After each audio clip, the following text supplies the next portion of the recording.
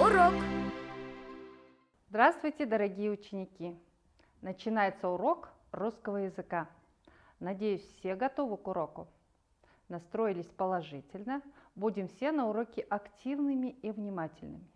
И сегодня на уроке с нами будет участвовать наш Азамат.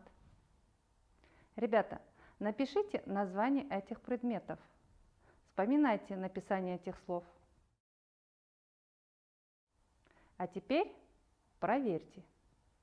Обезьяна, петух, ворона, земляника, медведь, шишка. Найдите лишнее слово. Азамат указывает на слово шишка. Вы согласны? Если да, то доказывайте.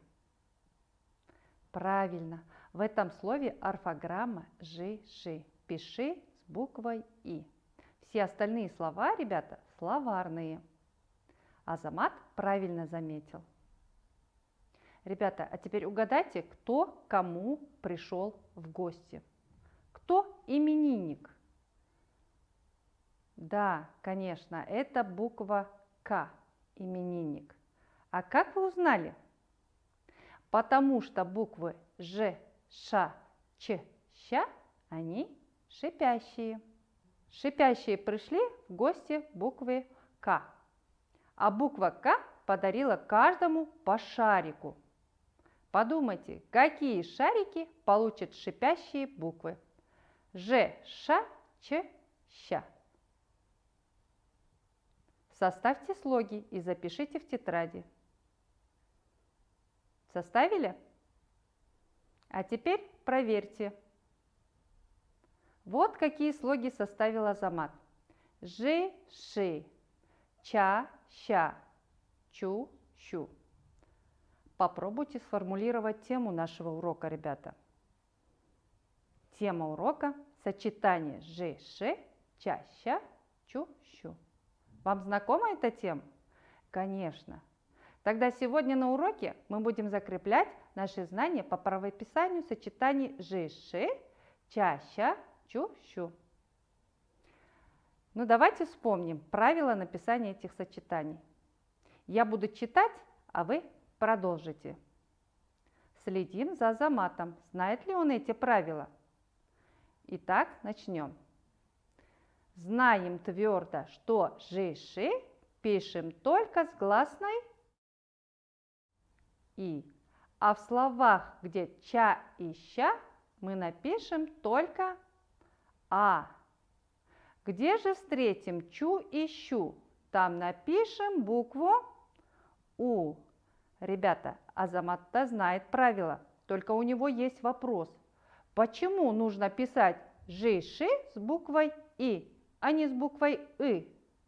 Почему чаще пишем с буквой А? Можно же написать с буквой Я.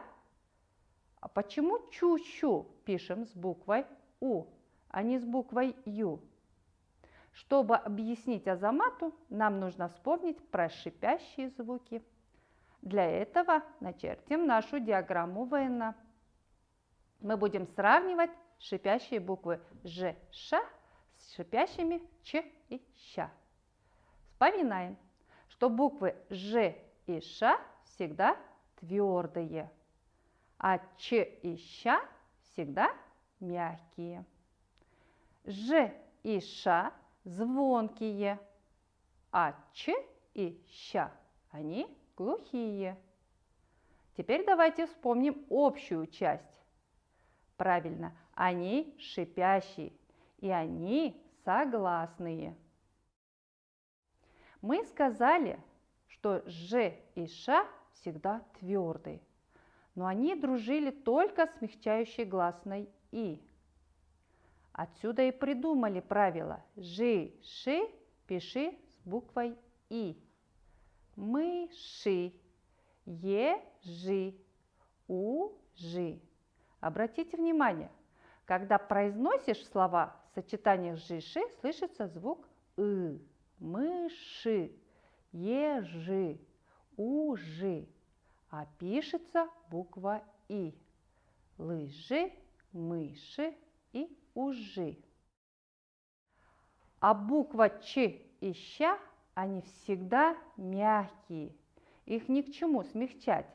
И поэтому они дружат с гласными А и У. Отсюда и правила придумали. Ча и ща пиши с буквой А чу и щу пиши с буквой У. Например, чашка, туча, роща.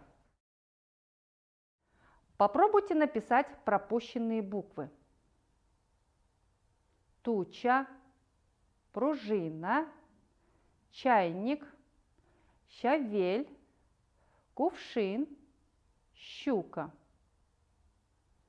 А теперь проверьте. Ребята, а вы знаете, что такое щавель?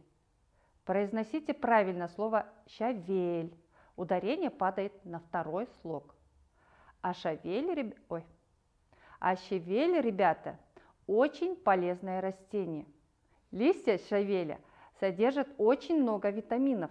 Из листьев щавеля готовят салаты, супы, добавляют в начинку пирога. Ребята, есть такой интересный факт, что листья щавеля нельзя пропускать через мясорубку. Это приводит к разрушению витамина С. Запомните. А теперь, ребята, поиграем в слова. Составьте из этих слогов слова с сочетаниями жи-ши. Получается у вас? Посмотрите, какие слова можно составить. Машина, жители, режим, пиши, моржи, тишина. А теперь такая же игра с сочетаниями ча-ща, чу-щу. Итак, туча, чулок, пища, часы, роща.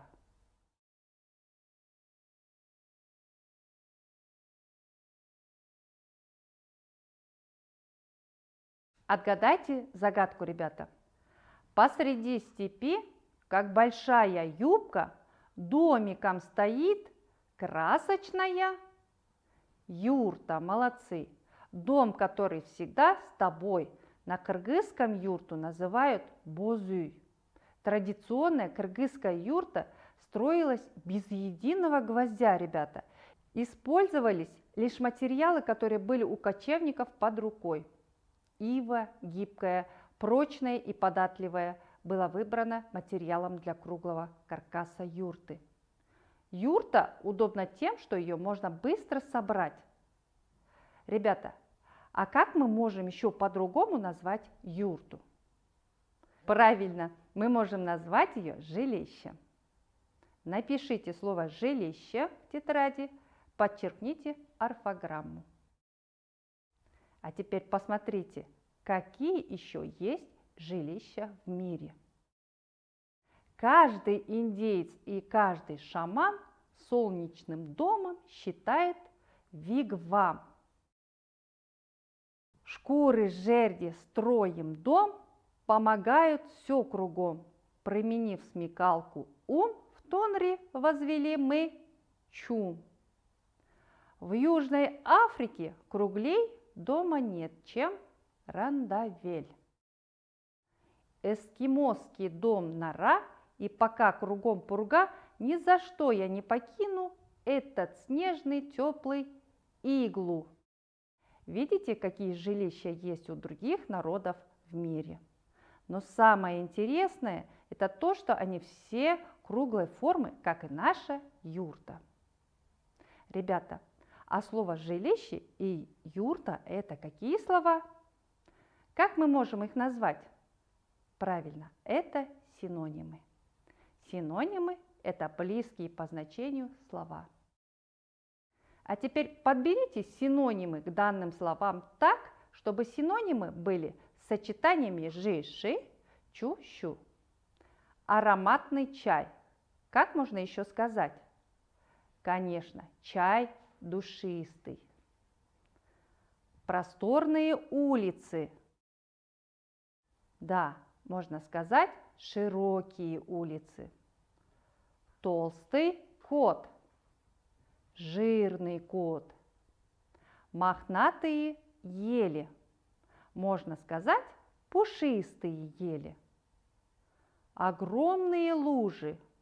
Синоним – большие лужи. И последние – красивые цветы. Синоним – чудесные цветы. Всегда при написании слов с сочетаниями «жи», «ши», «ча», «ща», «чущу» вспоминайте правила. А теперь прочитайте внимательно данный текст. Вы пишите выделенные слова правильно. Был чудный летний день. Дети пошли в рощу. Маша на полянке собирает щавель. Миша и Катя ищут грибы. Под кустом шиповника дети нашли ежика. Ребята, что вы заметили? Да, в словах с сочетаниями «жи», «ши», «ча», «ща», «чущу» допущены ошибки. Вспоминая правила, запишите их правильно. А теперь проверьте. Чудный, в рощу, щавель, ищут, шиповника, ежика. А теперь, ребята, постарайтесь узнать по составленному синквейну этот предмет. Первое слово мы должны угадать. Второе – это два прилагательных об этом предмете. Они могут быть и маленькими, а могут быть и большими. Третье – это три глагола об этом предмете. Они ходят, они спешат и они отстают. Догадались? Четвертое – это предложение из 4 слов об этом предмете. Сашин папа купил. И пятое – это синоним этого предмета. Синоним – время. Так что за предмет мы описываем? Конечно, это часы. Вы пишите из синквейна предложение. Выделите грамматическую основу и подчеркните орфограмму. Проверьте. Грамматическая основа – папа купил. Орфограммы – сочетание «ши» в слове «Сашин». И сочетание «ча» в слове «часы». Слово «часы», ребята, всегда стоит во множественном числе. А вы знаете историю часов? Первые часы были водяными. Потом вышли огневые часы.